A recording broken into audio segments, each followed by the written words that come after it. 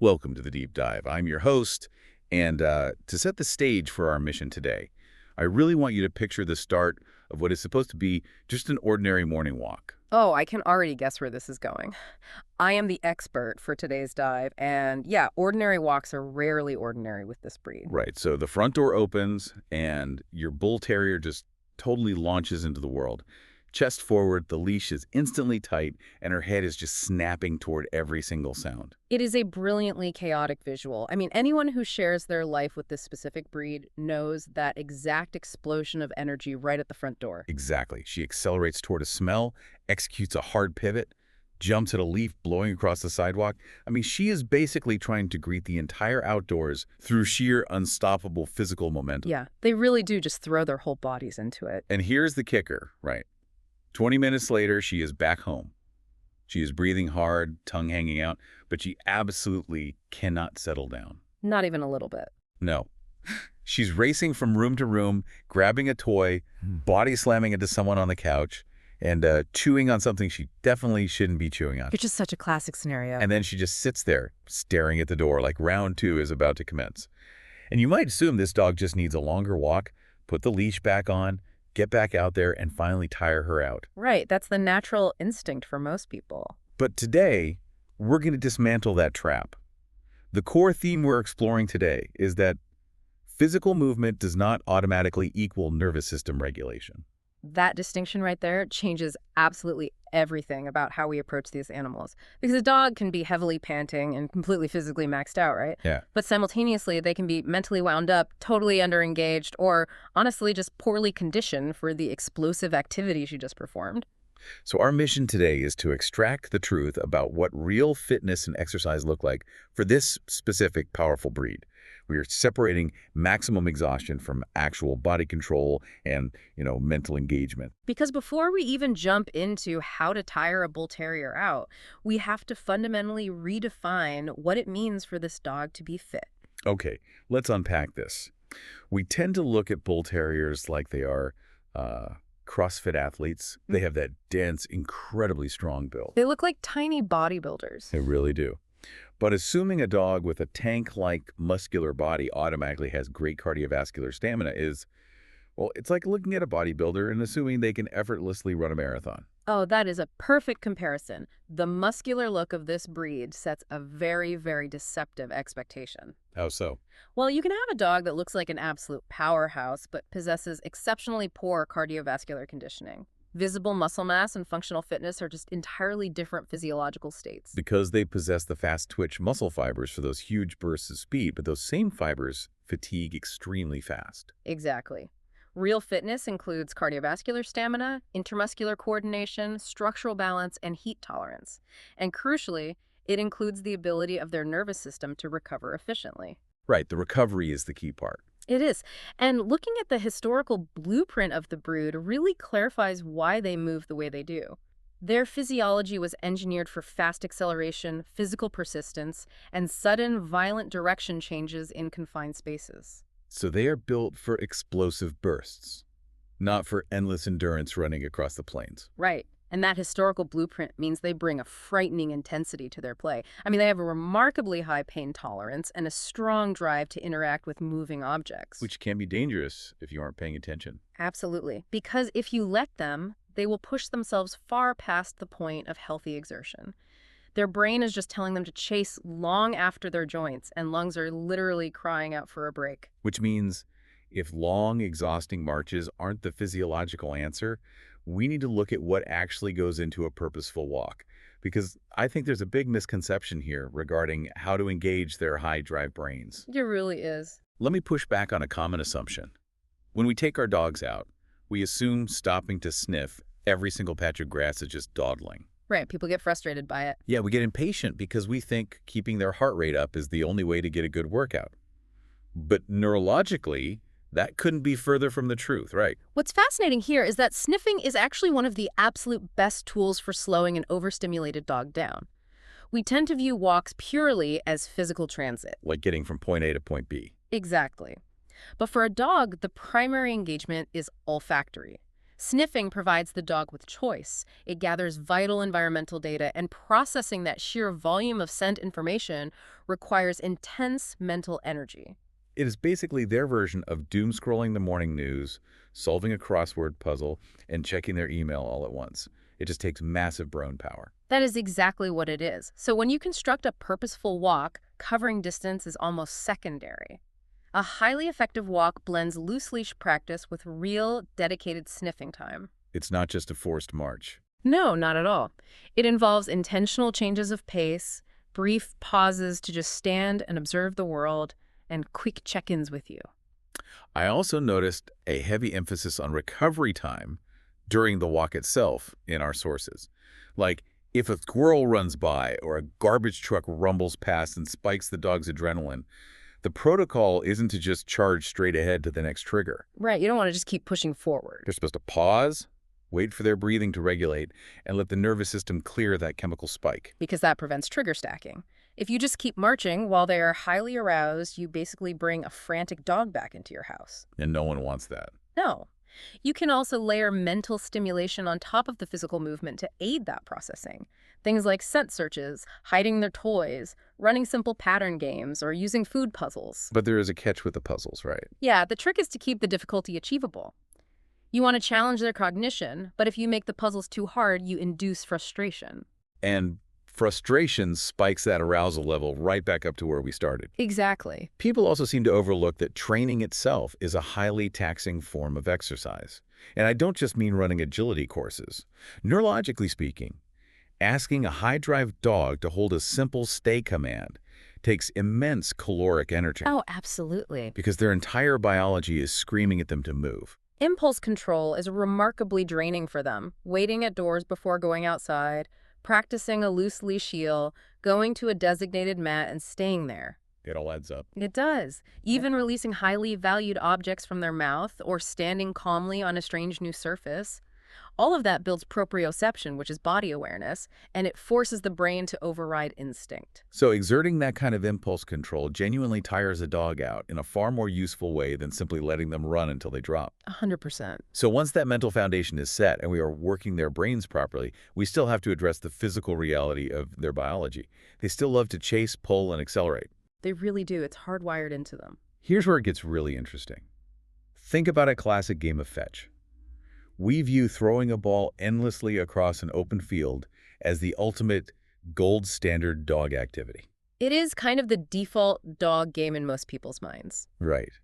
But looking at the biomechanics, playing repetitive fetch with a heavy muscular breed is essentially forcing them to endure 100 repeated car crashes on their front assemblies. The physics of repetitive fetch are genuinely brutal. I mean, when a heavy dog sprints after a ball, you have maximum acceleration. They are going full speed. Full speed, and when they reach it, they execute a sharp, twisting turn, followed by an abrupt, forceful stop on their front legs to grab the item. Ouch. Yeah, and doing that 50 times in a row creates a massive mechanical load on the shoulders, elbows, and carpal joints with virtually zero variation in movement. So it's high joint impact, low structural variety. Exactly. Fetch can be part of a routine, but it requires strict moderation. If you want to tap into their drive safely, you have to manage the mechanics. Because this breed has a powerful prey drive. Very powerful. Their nervous systems light up at the sight of anything moving fast, cats, squirrels, bikes, joggers. So if you rule out endless fetch, how do you satisfy that biological urge to chase without destroying their joints? Games utilizing flirt poles are excellent for this. Mm. They are basically giant cat wands for dogs, and they safely engage that prey drive. But the parameters must be controlled. What kind of parameters? Well, the sessions should be kept short to prevent adrenaline overload. You must ensure they are playing on safe, grippy footing to prevent soft tissue tears. That makes sense. And you must have ironclad start and stop cues. Most importantly, keep the lure low to the ground to completely avoid high jumps and sharp vertical pivots. Keep their forepaws grounded. Yeah. And speaking of high drive games, I want to bring up tug of war. I hear constantly that playing tug with a powerful breed will make them aggressive. Or that it teaches them to challenge your authority. Yeah, right? exactly. That is a persistent myth. Playing tug does not create aggression. In fact, when structured correctly, it is one of the most effective ways to build cooperation. Wait, really? How does it build cooperation? It teaches the dog how to modulate their arousal.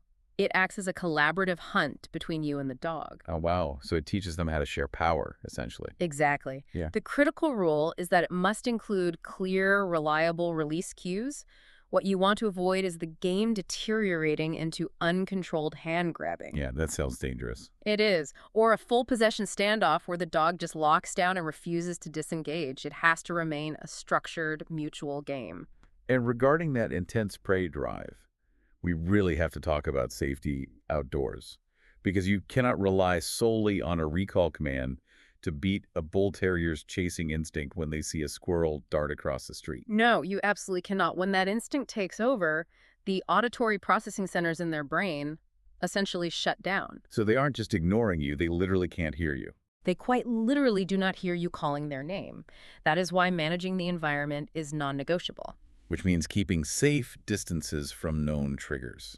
Right. And you utilize secure, well-fitted harnesses and heavy-duty leashes.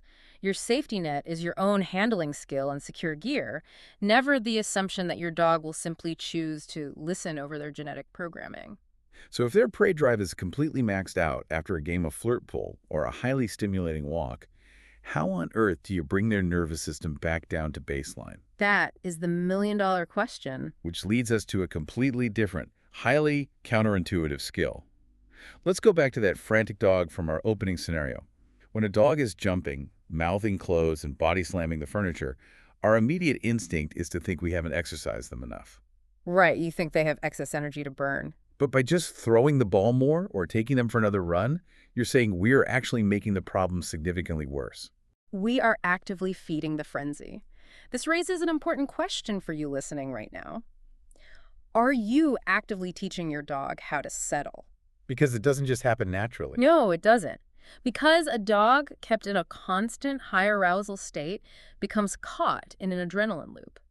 Their cortisol levels remain elevated, making them more impulsive, more reactive, and far less physically coordinated. They essentially get cracked out on their own adrenaline. That is a very accurate way to put it. Teaching a dog to actually settle down is a distinct behavioral skill. It does not happen automatically just because they are tired. So what does the owner need to do? Owners must actively capture and reward calm behavior. When the dog chooses to lie down on their own, or chew a bone quietly, or rest on a mat, or simply watch household activity without trying to inject themselves into it. That is the exact moment you reward them. Precisely. Because if we constantly entertain them, or if we interact with them every single time they pace across the room, they literally never get to practice the art of doing nothing. Exactly. Sometimes the absolute best intervention for frantic, destructive behavior isn't another high-intensity round of play. It is removing stimulation, enforcing a calmer transition period, and ensuring they get high-quality sleep. Sleep is the great reset button, especially for younger dogs whose brains are actively developing. Puppies and adolescents require massive amounts of uninterrupted rest to process what they learn and to allow their bodies to grow. But honestly, even adult dogs need a dedicated recovery time where they aren't on alert. Which brings us to the most complex part of this equation. A rigid, one-size-fits-all exercise formula simply does not exist. Not at all. Because a dog's ability to settle, their physical limitations, and their environment are constantly shifting. We have to tailor this knowledge to the specific dog sitting in front of you. That is so important to remember. Let's start with a classic misconception. Yeah. The backyard. People think having a big yard is an automatic exercise machine. Oh, I hear this all the time. But a yard without you in it is just an empty gym. Your dog isn't out there doing wind sprints and burpees, right? No, they definitely aren't. They are pacing the fence line, digging out of boredom, barking at the wind, or actively looking for an exit. So what does this all mean? How do we customize this strategy across different life stages? Well, we have to respect the physiological mechanisms at play in each stage. With puppies, the growth plates in their joints remain open and vulnerable for up to 18 months. 18 months? Wow. Yeah, it's a long time. Forced running, long jogs, repeated stair climbing, or pushing a puppy to exhaustion can cause permanent orthopedic damage. So what should they be doing? Their exercise should consist of free movement in safe spaces and short, exploratory walks at their own pace. And then they hit adolescence, the teenage phase where their physical power suddenly outpaces their brain development. Adolescence is the most challenging phase, hands down. They possess adult strength, but their impulse control is practically non-existent. A dangerous combo. Very. They move faster, pull significantly harder, and chase with blinding intensity. This is the exact phase where you must aggressively increase your environmental management and foundational training before you grant them more freedom. What about when they reach adulthood? The conditioning still has to be gradual, right? Yeah. You can't take a dog that has been sleeping on the couch for the entire winter and suddenly take them on a 5-mile mountain hike. Soft tissue injuries are incredibly common for that exact reason. You build up duration, complex terrain, and intensity step by step. Just like a human athlete would. Exactly. You start with the deliberate warm-up, easy walking to lubricate the joints before anything demanding, and you finish with a dedicated cool down where you ensure their heart rate and breathing return to normal. And if we connect this to the bigger picture, this physical conditioning must be strictly balanced with their diet. Oh, diet is crucial. Because a solid 30-minute walk burns far fewer calories than owners assume. And handing them one massive chew treat afterward completely negates the caloric burn. It really does. You cannot outrun a bad diet, even if you are a canine. Now, on the other end of the spectrum, we have senior dogs. The common mistake here is owners see a bit of slowing down and just stop exercising their older Bull Terrier entirely. Which rapidly accelerates muscle atrophy and joint stiffness. They absolutely still need to move. You simply change the delivery method. To shorter sessions. Yeah, you pivot to shorter, more frequent sessions to keep the joints lubricated without overtaxing their system. You prioritize sniffing and gentle exploration, and you keep a very close eye on their heart and kidney health, which dictate their endurance. Let's factor in the environment, too, because this is where severe medical emergencies happen. We know this breed overheats quickly, but it's not just because they might have a thick coat. I mean, they actually have a very short coat. So what is physiologically trapping that heat? There are two major factors here. First, that immense, dense muscle mass generates tremendous internal heat during exertion. Muscle holds on to heat far more than fat does. I hadn't thought about that. And second, many in this breed possess subtle brachycephalic traits, meaning a slightly shortened muzzle and a compromised airway compared to a working breed like a shepherd. So they can't cool themselves down. Right. They simply cannot pant efficiently enough to offload the massive amount of heat their muscles are generating. High temperature, humidity, and direct sun raise their risk of fatal heat stroke exponentially. So if you see signs of distress, like weakness, confusion, sudden collapse, or vomiting, you don't just put them in the shade and wait to see if they feel better. No, absolutely not. That is an immediate lights and sirens emergency vet visit. And cold weather matters too, right? Because that short single coat offers virtually zero insulation. You must dry them off immediately after wet winter activity to prevent hypothermia. And across all weather, we have to look at the surfaces they are moving on. Hot pavement burning paw pads in the summer, ice slicing them in the winter. And what about the invisible hazard of slippery indoor hardwood floors? That is a huge one. Chronic slipping on hardwood micro-tears ligaments over time. You need traction rugs in high-traffic areas. And nail care, right? Crucially, you have to maintain short nails. Long nails push the toes up, altering the biomechanics of the entire foot and completely ruining the dog's natural traction. Let's weave this into modern living situations for a minute. There is this immense pressure in urban environments to take your dog to the dog park to make up for the lack of a backyard. People assume free play is the ultimate energy cure. They do. It's a very common belief. But considering the physical intensity we just discussed, isn't a dog park just a recipe for a fight? It is a recipe for severe miscommunication. A Bull Terrier's play style involves heavy body slamming, intense vocalizing, and relentless physical pursuit. Which can look really scary to other dogs. Exactly.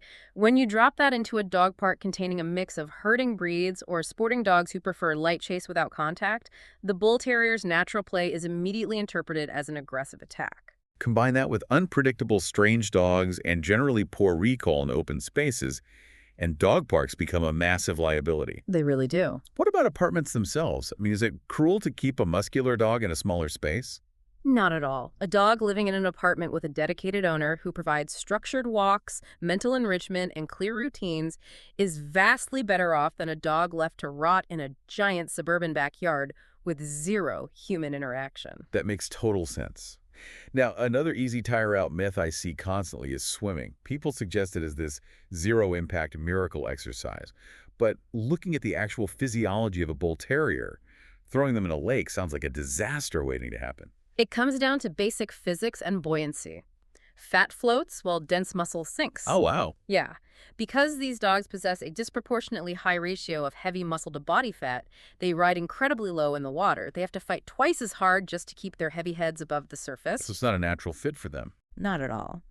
While some can learn to swim, many panic, tire out in minutes, and become severe drowning hazards. You never force them in, and they require a well-fitted life jacket and constant supervision.